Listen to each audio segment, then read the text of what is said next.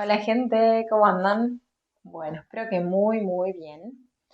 Hoy vamos a hablar de un tema que surgió a raíz de una pregunta que me hicieron por Instagram, que tiene que ver con qué pasa cuando tenemos el Sol y el ascendente en energías complementarias, ¿sí?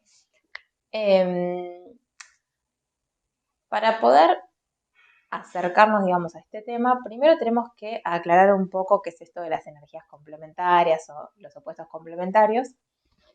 Esto viene de la mano de que los signos, por más que a veces, digamos, por cuestiones didácticas los estudiamos aislados, ciertamente siempre funcionan en ejes. ¿Sí? Lo mismo pasa con los planetas que funcionan como de a pares, ¿no?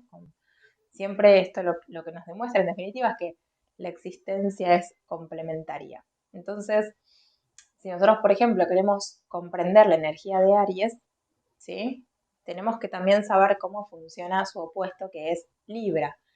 Entonces, continuando, digamos, con el ejemplo, si quisiésemos ver, por ejemplo, por qué Aries se vincula con el deseo, ¿sí? Que es una de sus principales temáticas, tenemos que reflexionar acerca de los estímulos externos que despiertan ese deseo y esos estímulos están justamente condensados en esa otra edad que está simbolizada por Libra, que es su opuesto complementario. Entonces, esto lo que nos está mostrando es que todo el tiempo funcionamos en vincularidad con otros, que pueden ser personas, que pueden ser animales, la existencia misma siempre es vincular.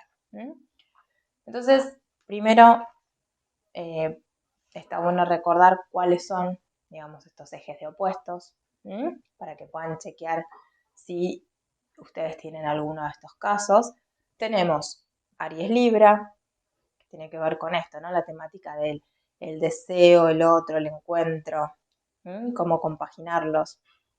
Tauro Escorpio, el eje vida-muerte.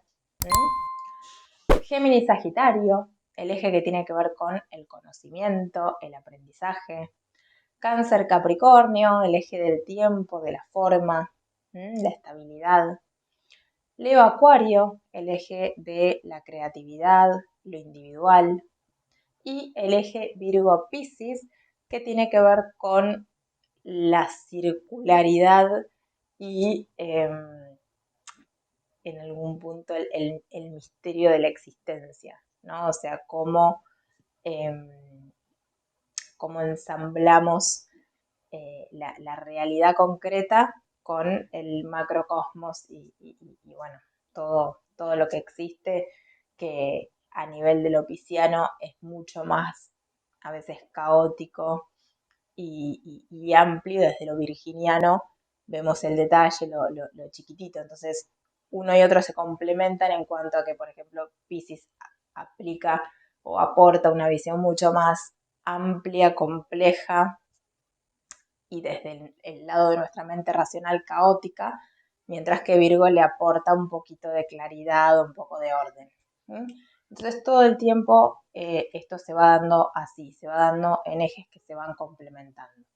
Y esto nos lleva también a pensar, si pensamos en cada uno de estos signos que vimos como opuestos complementarios, en lo que ya hablamos en los videos sobre elementos, en cómo siempre los signos de fuego se complementan con aire y viceversa, y los signos de tierra se complementan con agua y viceversa.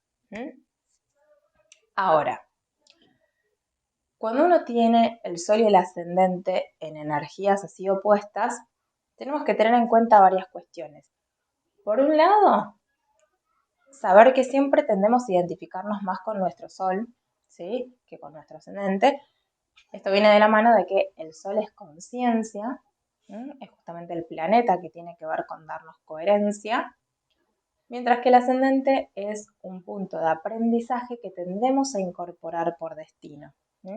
Entonces, recién cuando empezamos a madurar todas esas experiencias, esas funciones, tenemos la posibilidad, digamos, de vivirlo más a conciencia.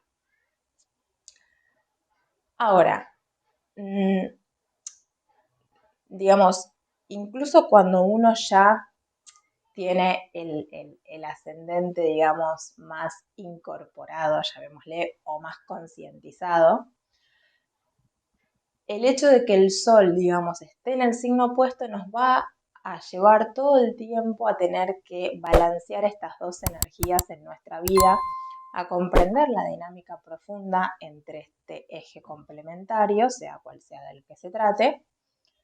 Retomando el ejemplo que dábamos al principio, entre Aries y Libra, si mi Sol está en Aries y mi ascendente en Libra, todo el tiempo voy a tener que estar trabajando en torno a la temática de la vincularidad, de cómo conjugar mi propio deseo con el de los demás, ¿sí? O sea, va a ser una temática que todo el tiempo va a aparecer en mi vida, más que en otros casos. Entonces, esto hace que potencialmente seamos, digamos, maestros en esta energía complementaria porque estamos desafiados a sacar lo mejor y lo más esencial de las dos energías. Esto siempre es lo potencial después. Obviamente cada uno hace lo que puede. Pero también tenemos que tener en cuenta que hay varias posibilidades en que esto se puede presentar en una carta natal. ¿Sí? ¿Por qué? Porque puede pasar que el Sol esté en casa 7, o sea, si tenemos el ascendente en un signo y el Sol en el opuesto, ese Sol va a estar o en casa 7 o a lo sumo en casa 6 o en 8. Son las tres posibilidades que podemos tener y obviamente la manifestación en cada caso va a ser diferente porque después también hay que ver los aspectos del Sol, etc. Quizás la expresión más notoria de este juego, yo otro, este juego vincular, se va a dar cuando el Sol está en casa 7, que nos lleva como a complejizar cada vez más en la percepción de uno mismo en relación con el otro. Entonces, el contacto con ese otro abre esta posibilidad de tomar contacto con un nivel más profundo del propio ascendente y que a su vez va a complejizar, como que se van retroalimentando, la expresión de ese Sol. Es decir, cuando está en 7 es mucho más notorio. Pero también se va a dar esta dinámica con otras complejidades cuando el Sol está en casa 6 o en casa 8, que como les decía son las posibilidades que pueden darse cuando el Sol y el ascendente están en signos opuestos complementarios.